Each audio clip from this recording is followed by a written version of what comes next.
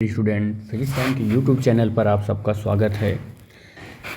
Class 10th का chapter number जो first है और फोर्थ नाम है जिसका, और पार्ट नंबर थर्ड हम लोग कर रहे हैं जिसका नाम है uniform circular motion.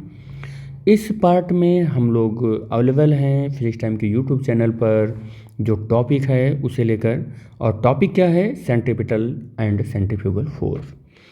Centripetal force क्या है, तो हम लोग अभी तक जितना पढ़े हैं उसे पढ़ने के बाद ये स्टडी हम लोग कर लिए कि अगर कोई भी चेंज करना हो पार्टिकल के मोशन के अंदर, सपोज कर लेते हैं चाहे वो स्पीड का, चाहे वो वेलोसिटी का, चाहे उसके एक्सेलरेशन का, मोमेंटम का, एनर्जी का, इवन द पोजीशन या कुछ भी उसकी शेप साइज एनीथिंग, कुछ भी चेंज करना हो तो हम इतना फिजिक्स पढ़ने के बाद कंक्लूजन तो निकाल ही लेते हैं कि नीड्स फोर्स, हमें फोर्स की ज़रूरत पड़ेगा।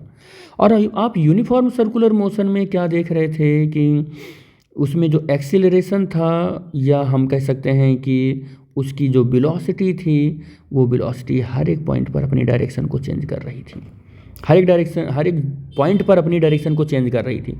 इट मीन्स दैट वेलोसिटी हर एक पॉइंट पर अपनी डायरेक्शन को चेंज कर रही है, तो अपने आप तो चेंज नहीं हो सकता है किसी भी चीज़ में, कोई भी चीज़ अपने आप खुद चेंज तो कर ही नहीं सकता है, क्योंकि आपने पढ़ा है कि फिजिक्स में कोई भी चीज़ अपनी इटसेल्फ पोजीशन चेंज ही नहीं कर सकती है, influence of force he change करेगी वो। तो याद रखना कि यूनिफॉर्म सर्कुलर मोशन में जो ये फोर्स है ना, इसी फोर्स को हम सेंट्रीपिटल फोर्स कहते हैं। तो इस बात को भी मैं आपको बता दें कि force is needed to change, मैं यहाँ लिख देता हूँ इस बात को कि force is needed to change the direction of motion. Motion की डायरेक्शन को चेंज करने के लिए फोर्स की नीड चाहिए। मोशन ऑफ अ पार्टिकल, या उसके किसी भी पहलू को चेंज करना है तो फोर्स की ज़रूरत होगी ही होगी। ठीक है बेटा। या फिर आप ऐसे भी कर सकते हो कि और टू चेंज, और क्या, चेंज द वेलोसिटी, वेलोसिटी को चेंज करना हो तो भी किसकी ज़रूरत है, फोर्स की ही ज़रूरत है ऑफ अ पार्टिकल। तो वो चाहे आप पार्टिकल की डायरेक्शन का मोशन के डायरेक्शन का चेंज करना हो, या पार्टिकल की वेलोसिटी चेंज करनी हो, तो फोर्स की ही ज़रूरत पड़ेगी। ठीक है। और जैसे ही वेलोसिटी चेंज होगी तो वहाँ पर तुरंत एक एक्सेलरेशन आ जाएगा। तो आप ये बात भी आप अच्छे से जानते हैं कि that is to produce acceleration. तुरंत जैसे ही उसमें वेलोसिटी में चेंज होगा ना, तुरंत वहाँ क्या आ जाएगा, एक एक्सेलरेशन आ जाएगा। और एक्सेलरेशन अपने साथ अकेला नहीं आता है, फोर्स को लेके आता है। और that force is known as in the term of uniform circular motion is called centripetal force. तो यूनिफॉर्म सर्कुलर मोशन के टर्म में हम उस फोर्स को क्या बोलते हैं, यूनिफॉर्म सर्कुलर मोशन के टर्म में उस फोर्स को सेंट्रीपिटल फोर्स ही बोलते हैं। ठीक है। तो पार्टिकल चाहे वो मूव कर रहा हो, चाहे किसी भी पाथ पर, अगर वो स्ट्रेट लाइन पाथ पर चल रहा है तो हम जनरली सिर्फ फोर्स बोलते हैं, लेकिन अगर वो सर्कुलर पाथ पर चल रहा है तो उसको हम सेंट्रीपिटल फोर्स बोलते हैं। तो आगे भी इस पॉइंट को हम लोग आगे मेंशन कर लेते हैं कि एग्जैक्टली इसके बारे में हम लिखेंगे कैसे। A particle moving in a circular path, a particle moving in a circular path, a particle moving in a circular path continuously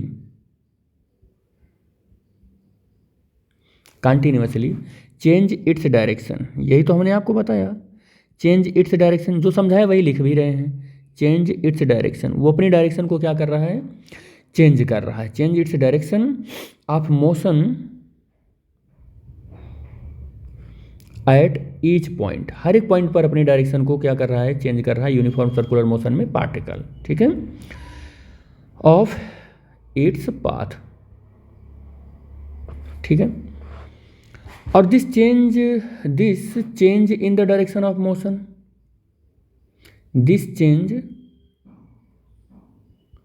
in the direction of motion, this change in the direction of motion cannot be brought without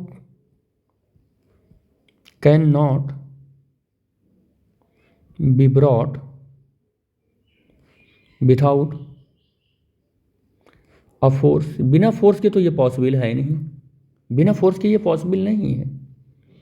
अब आप कह रहे हैं अगर बिना force के possible नहीं है तो फिर आप क्या बताना चाह रहे हैं? इसका मतलब कि ये किसी फोर्स की इन्फ्लुएंस में ही हो रहा है, और उस फोर्स का क्या नाम है?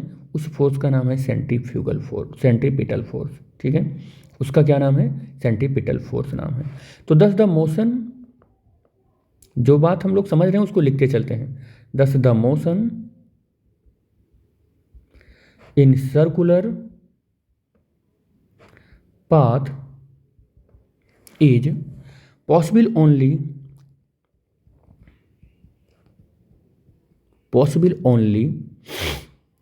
under the influence of a force, under the influence of a force। ठीक है, इतना समझ में आ गई बात आपको? which is termed